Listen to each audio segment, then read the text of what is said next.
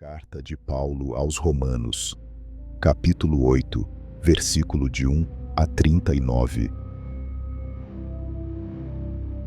Portanto, agora nenhuma condenação há para os que estão em Cristo Jesus, que não andam segundo a carne, mas segundo o Espírito, porque a lei do Espírito de vida, em Cristo Jesus, me livrou da lei do pecado e da morte, porquanto o que era impossível à lei, visto como estava enferma pela carne, Deus, enviando o seu Filho em semelhança da carne do pecado, pelo pecado condenou o pecado na carne, para que a justiça da lei se cumprisse em nós, que não andamos segundo a carne, mas segundo o Espírito, porque os que são segundo a carne inclinam-se para as coisas da carne, mas os que são segundo o Espírito para as coisas do Espírito.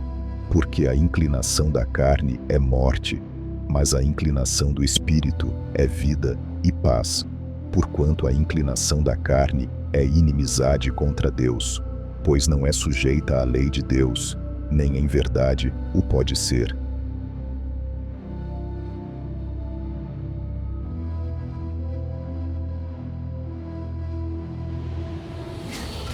Portanto, os que estão na carne não podem agradar a Deus.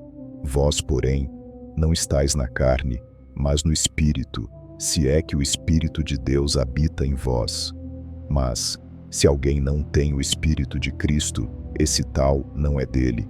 E se Cristo está em vós, o corpo, na verdade, está morto por causa do pecado, mas o Espírito vive por causa da justiça. E, se o Espírito daquele que dentre os mortos ressuscitou a Jesus habita em vós, aquele que dentre os mortos ressuscitou a Cristo, também vivificará os vossos corpos mortais, pelo seu Espírito que em vós habita. De maneira que, irmãos, somos devedores, não à carne para viver segundo a carne, porque se viverdes segundo a carne, morrereis. Mas, se pelo Espírito mortificardes as obras do corpo, vivereis. Porque todos os que são guiados pelo Espírito de Deus, esses são filhos de Deus. Porque não recebestes o espírito de escravidão, para outra vez estardes em temor, mas recebestes o espírito de adoção de filhos, pelo qual clamamos, Abba, Pai. O próprio Espírito testifica com o nosso espírito que somos filhos de Deus. E se nós somos filhos, somos logo herdeiros também, verdadeiramente herdeiros de Deus, e co-herdeiros de Cristo, se é certo que com Ele padecemos, para que também com Ele sejamos glorificados. Porque para mim, tenho por certo que as aflições deste tempo presente não são para comparar com a glória que em nós há de ser revelada, porque a ardente expectação da criatura espera a manifestação dos filhos de Deus, porque a criação ficou sujeita à vaidade, não por sua vontade, mas por causa do que a sujeitou.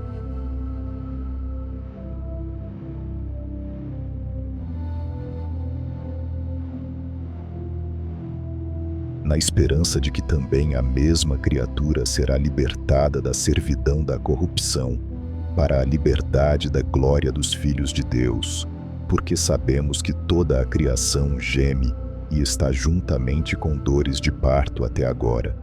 E não só ela, mas nós mesmos que temos as primícias do Espírito, também gememos em nós mesmos, esperando a adoção, a saber, a redenção do nosso corpo, porque em esperança fomos salvos.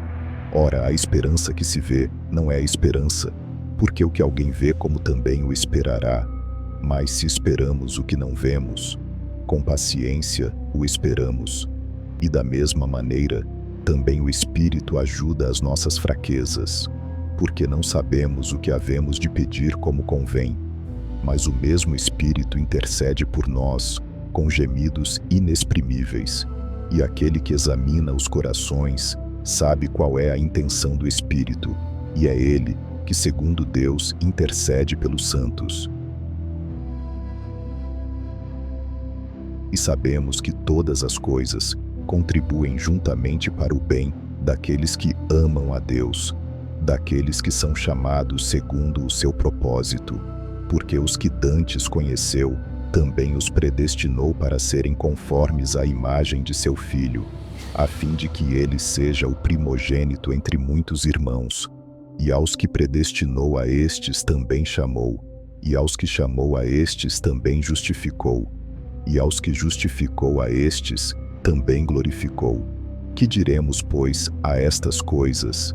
Se Deus é por nós, quem será contra nós? Aquele que nem mesmo a seu próprio Filho poupou, antes o entregou por todos nós, como nos não dará também com ele todas as coisas? Quem intentará acusação contra os escolhidos de Deus? É Deus quem os justifica. Quem é que condena?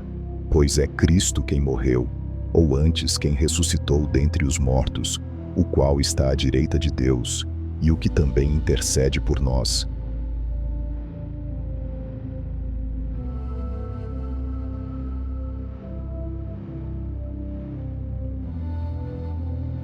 Quem nos separará do amor de Cristo? A tribulação, ou a angústia, ou a perseguição, ou a fome, ou a nudez, ou o perigo, ou a espada? Como está escrito: por amor de ti somos entregues à morte todo o dia, somos reputados como ovelhas para o matadouro. Mas em todas estas coisas, somos mais do que vencedores, por aquele que nos amou.